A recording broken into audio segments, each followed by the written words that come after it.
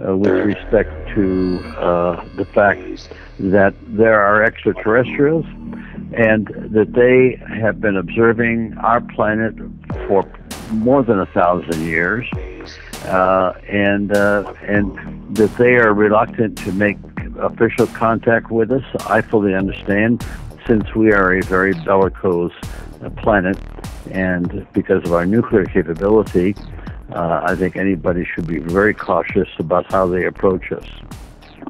Wow, this is Blake Cousins. Welcome to Third Phase of the Moon, Mr. Senator Gravel. This is basically, we consider certain radio shows a regular radio show, and then we consider some historic. And we've had, Edgar Mitchell, Third Mission to the Moon, and a nuclear physicist, Stanton T. Friedman. We consider those historical, and being with the senator on Third Phase of the Moon is historical in our opinion. So, again, welcome.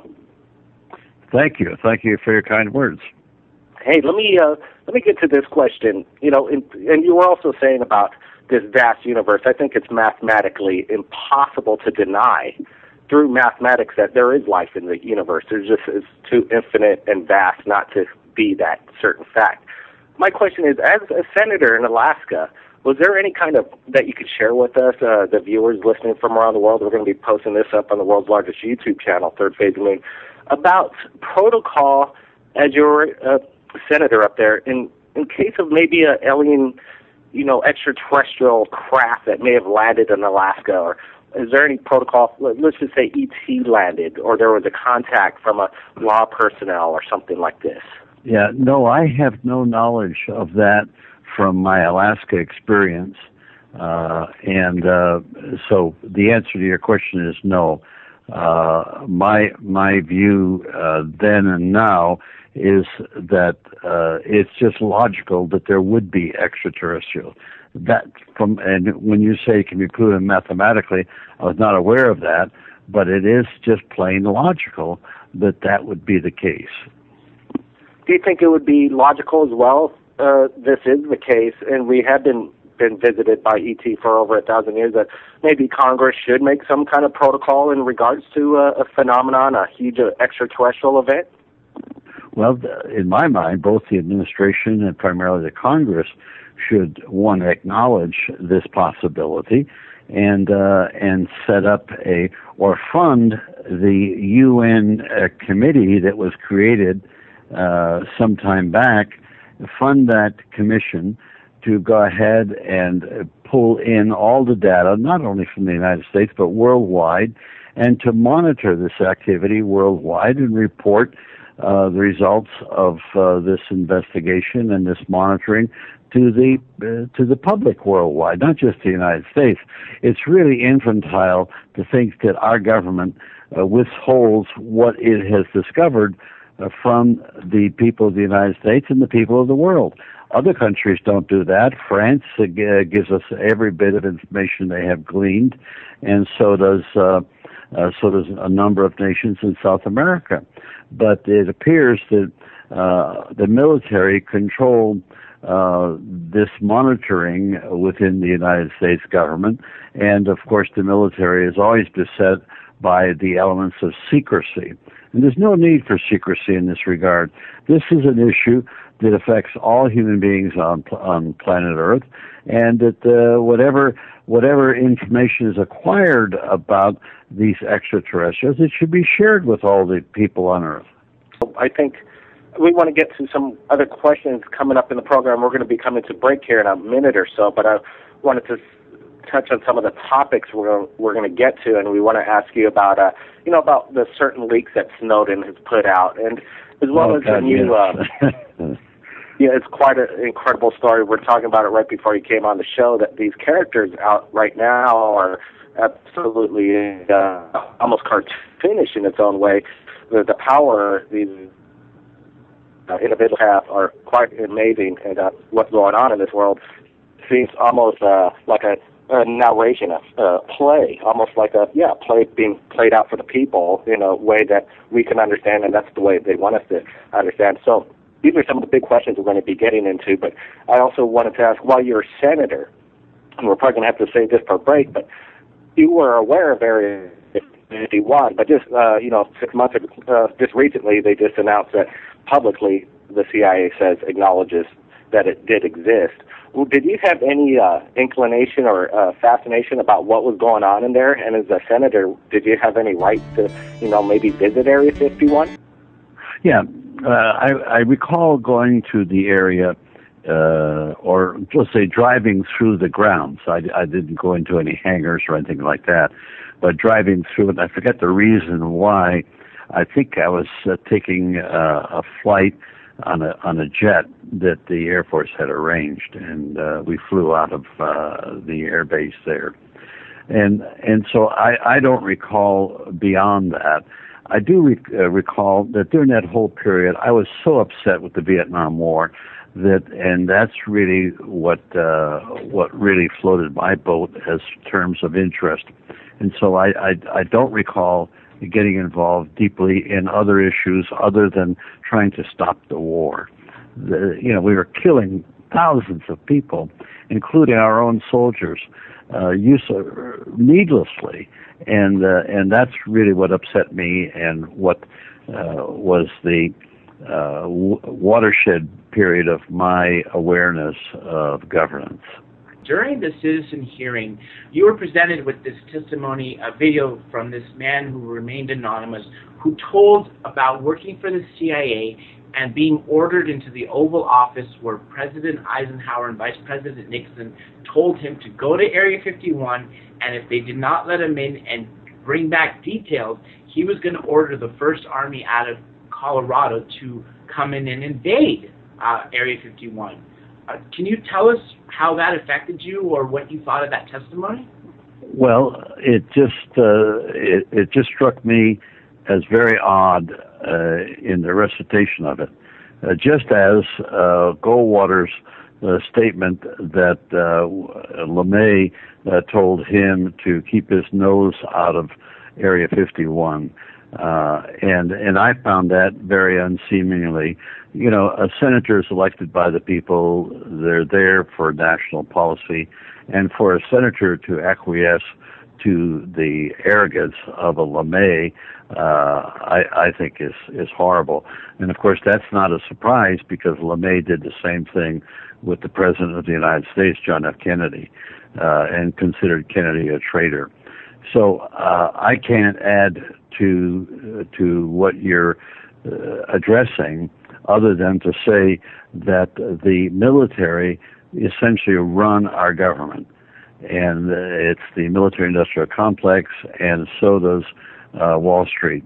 So a combination of bankers and military leaders are essentially the ones who call the shots, regardless of who's elected to office. And then with respect to the foreign policy of the Middle East, well, that is determined by AIPAC, the Jewish lobby, on behalf of the Zionist Israel. And that's unfortunate.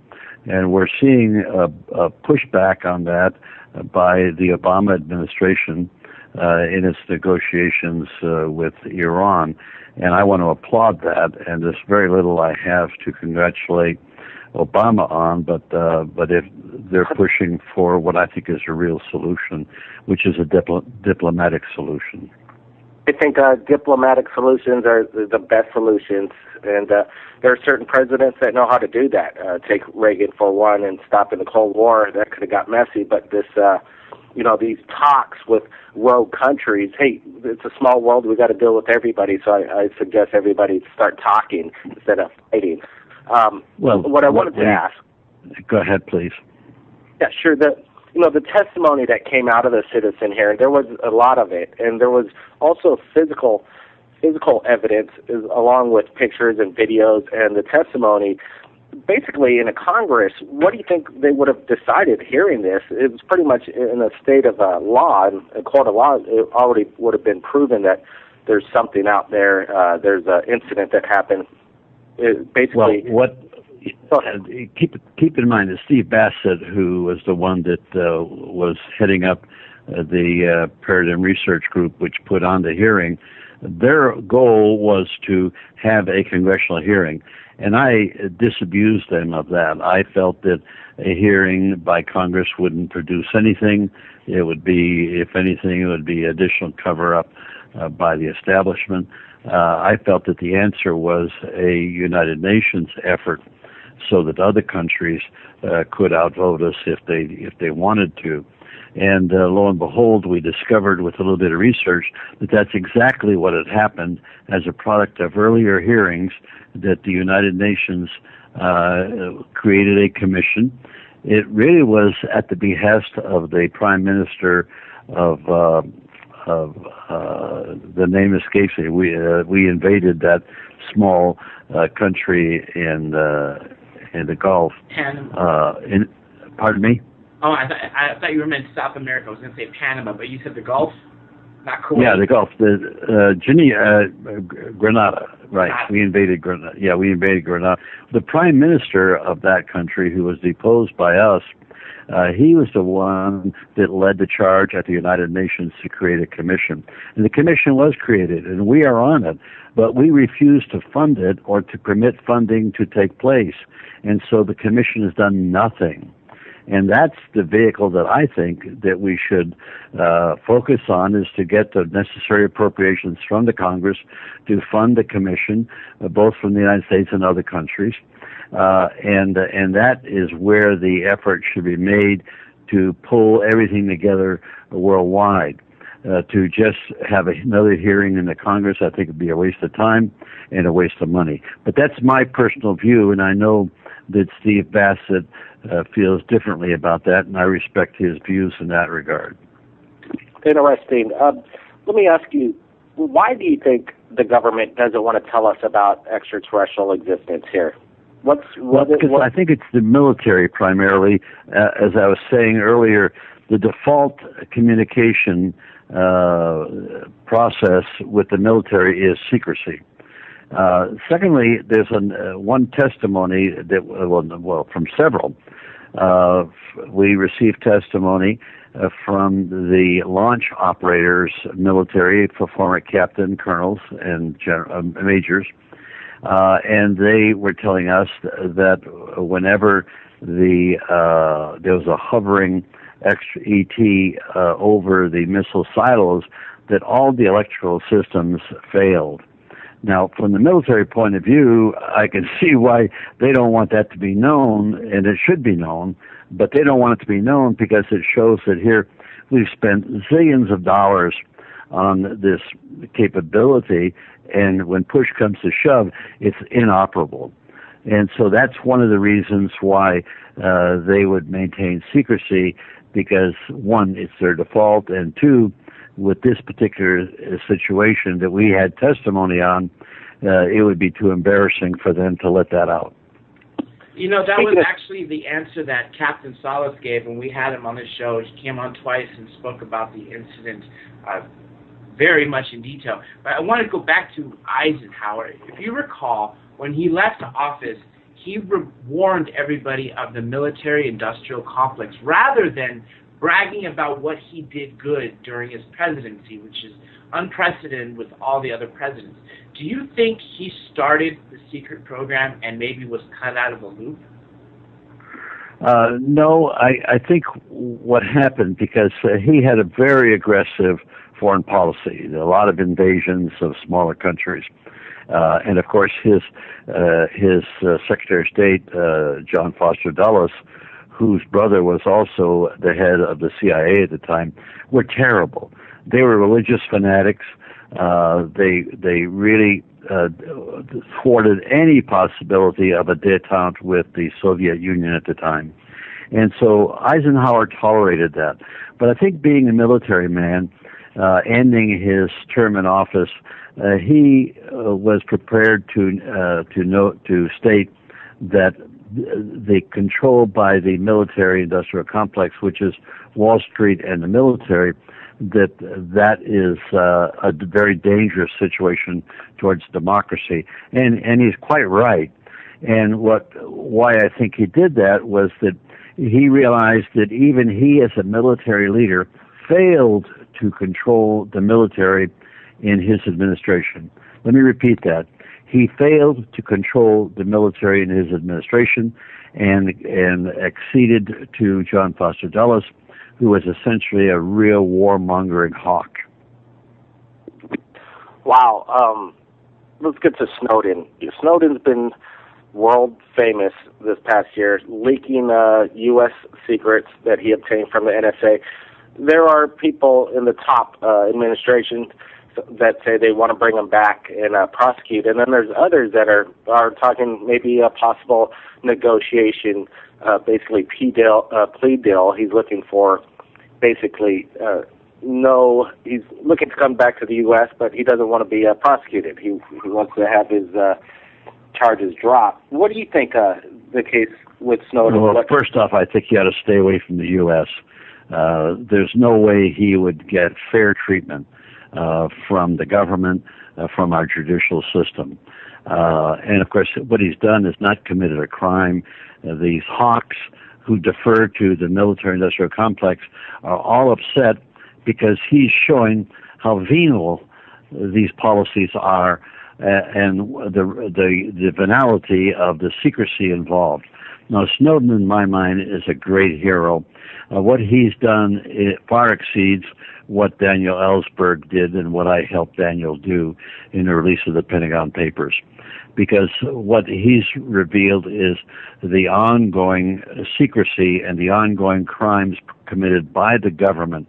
Now, remember that the Pentagon Papers showed that 3 presidential administrations, and then subsequently 4th, lied to the American people about what was going on with respect to the Vietnam War, our invasion of Cambodia and Laos. So all of those were lies. Now, those lies continue. That's the problem. After all of the risk that Dan took and I did at the time, it turns out that these lies continue, and we see it now with Snowden's revelations.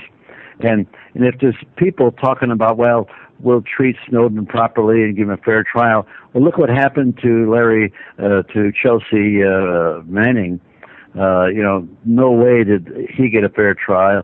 And so if they want to prove that they'll be fair on the subject of reporting malfeasance in government, then they ought to pardon Chelsea Manning, and get him out of jail. And then if they do that, then maybe there is some confidence that there would be a fair treatment of Snowden were he to return to the United States. I think the best setup for Snowden is to get over to Brazil, and I think that's being negotiated. And as you know, Glenn Greenwald lives in Brazil and writes for The Guardian from Brazil, and Brazil would be a lot freer environment and a nicer place to live, particularly if you go down to Rio. It's not too shabby. And so I think Snowden has earned the right to go enjoy life in Brazil and to work with Glenn Greenwald in slowly revealing all of the information that they presently hold. How do you stop the secrecy? I don't think you can. I think that what's going to stop itself, because what's going to happen is we are an empire in decline, and we will continue to decline. Now, Britain, when their empire declined, we moved in to fill the void. Will China move in to fill our void? I don't know.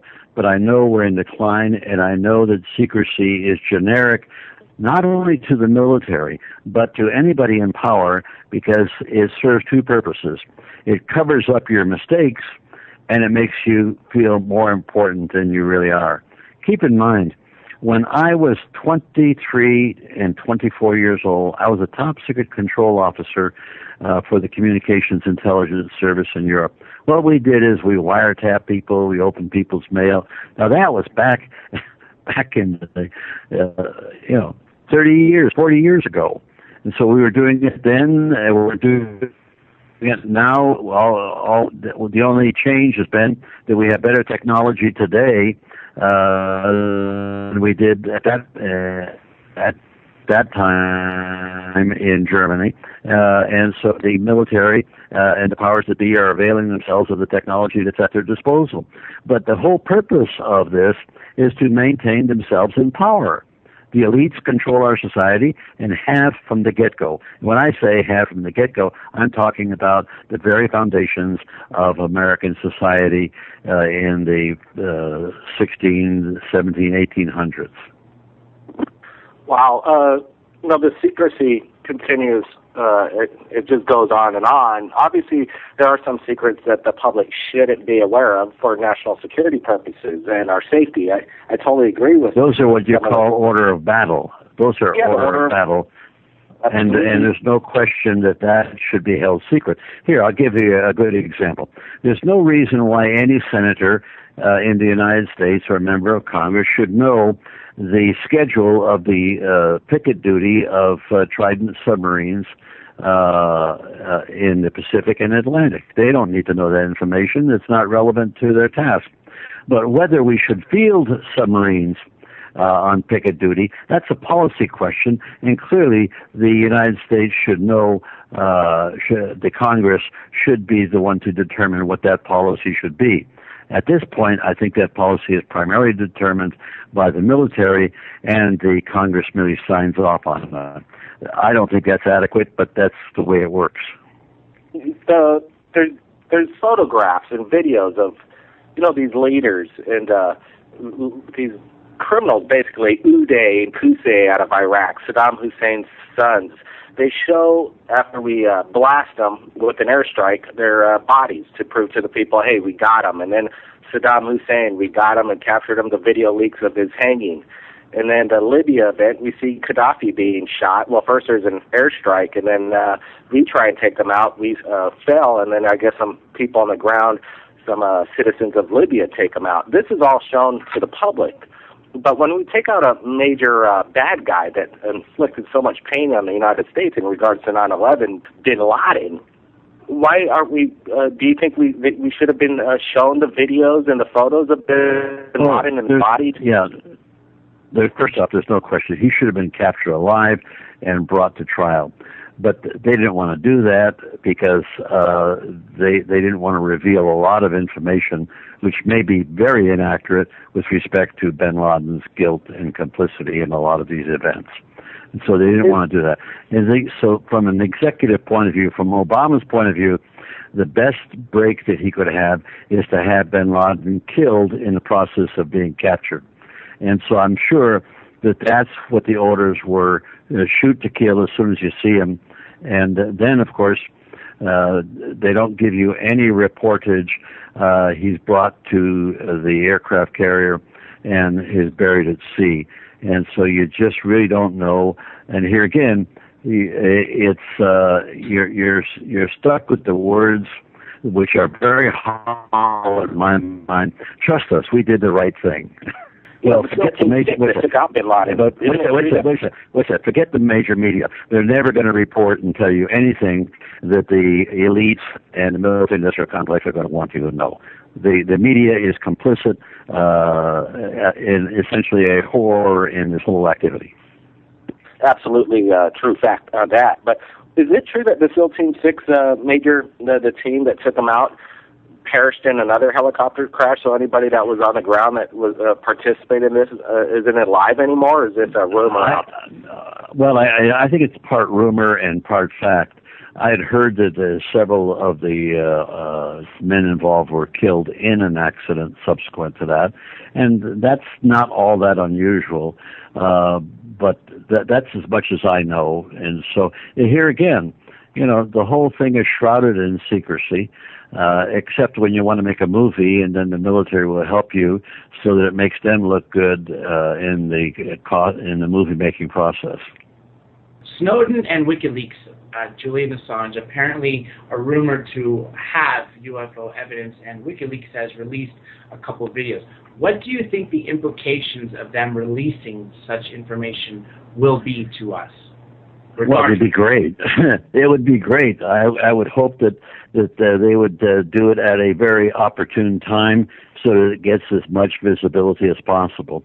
So here, too, we've got to get Julian Assange out of the Peruvian embassy in Britain and get him over to Brazil. So, boy, if you could get Assange, Snowden, and Glenn Greenwald and others working on from a media point of view out of Brazil, this would be a giant step to global information. Third phase of moon